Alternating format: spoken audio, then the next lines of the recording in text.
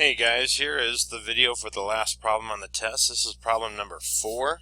We're proving a famous geometric proof known as the isosceles triangle base angle theorem. Wow, that's a mouthful.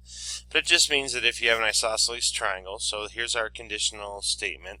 If a triangle is isosceles, then its base angles are congruent. So we know that if we have an isosceles triangle, these base angles are congruent to each other. Okay, so again, I don't know if you watched video number 3, but in video number 3, I'm going to take these given piece of information. So if we have an isosceles triangle, so here's a picture again, just some arbitrary isosceles triangle. So arbitrary just means some random triangle here. We're going to say that it's isosceles. So just looking at it, we can say FR is going to be congruent to RO. That's a piece of given information.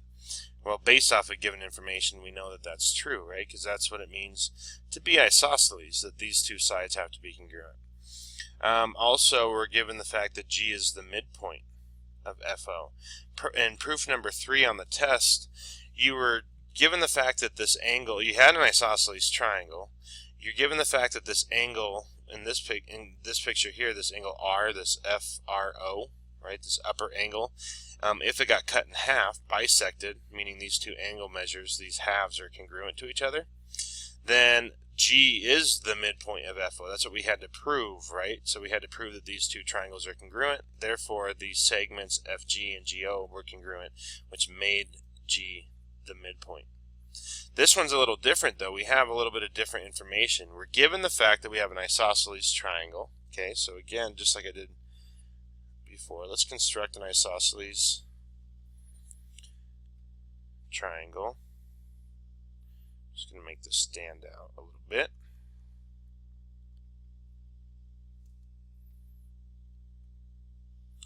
Okay, so again, just to guarantee that I have an isosceles triangle, I'm just going to use a compass here with that segment as a radius, and then I'm guaranteed that if I use this radius now as the other segment, I guaranteed, because that points on the circle, right, those are radii of the same circle, that those two segments will always be congruent. So no matter what, we have an isosceles triangle.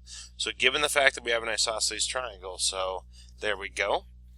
That means then I can finish off the base here, would be the base of FO.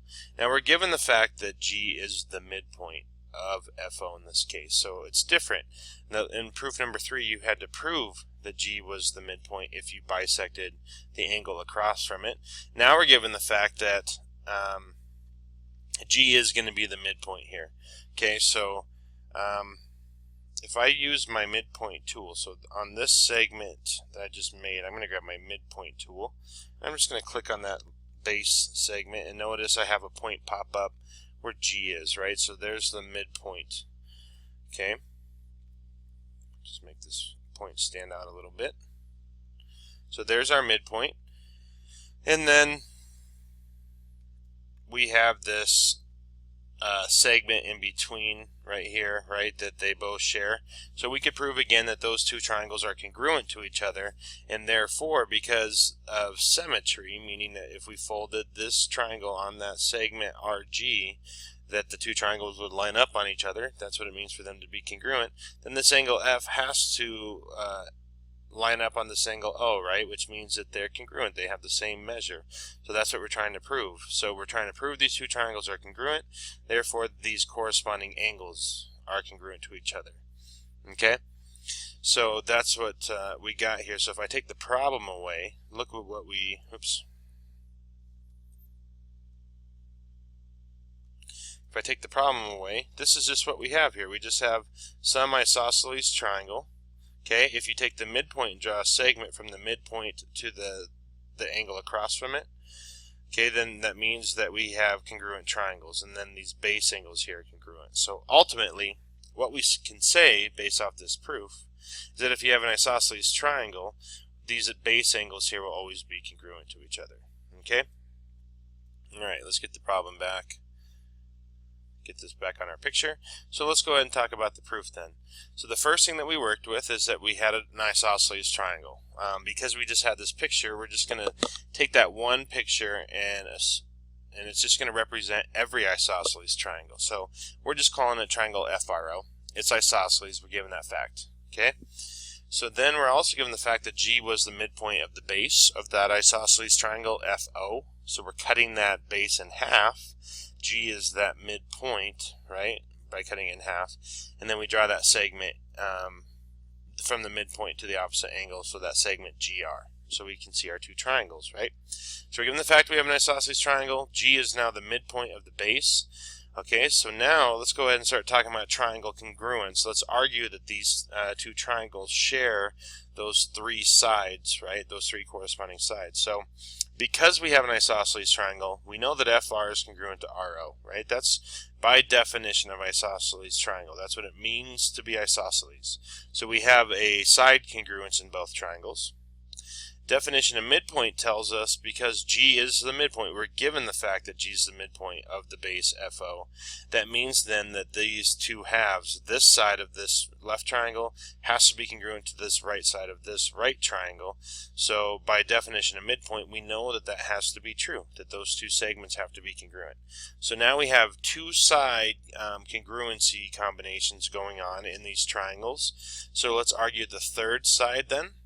The fact that they share that segment from the midpoint to the opposite angle that finishes off our triangles inside here.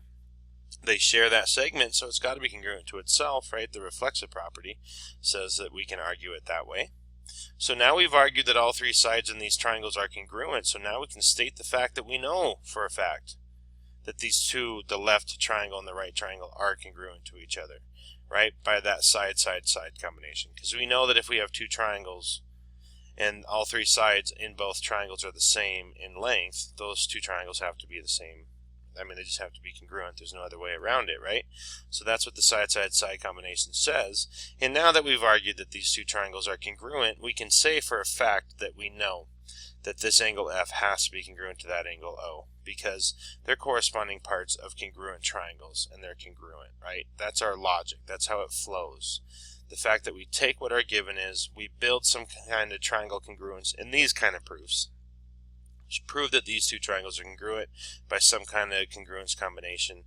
And then, depending on what we want to prove, we can use that fact to argue other things like angles are now congruent to angles, sides are now congruent to sides, and we can make kind of arguments like that, and then use those in like what we were doing for the special quad stuff. So I hope that made more sense on proof number 4.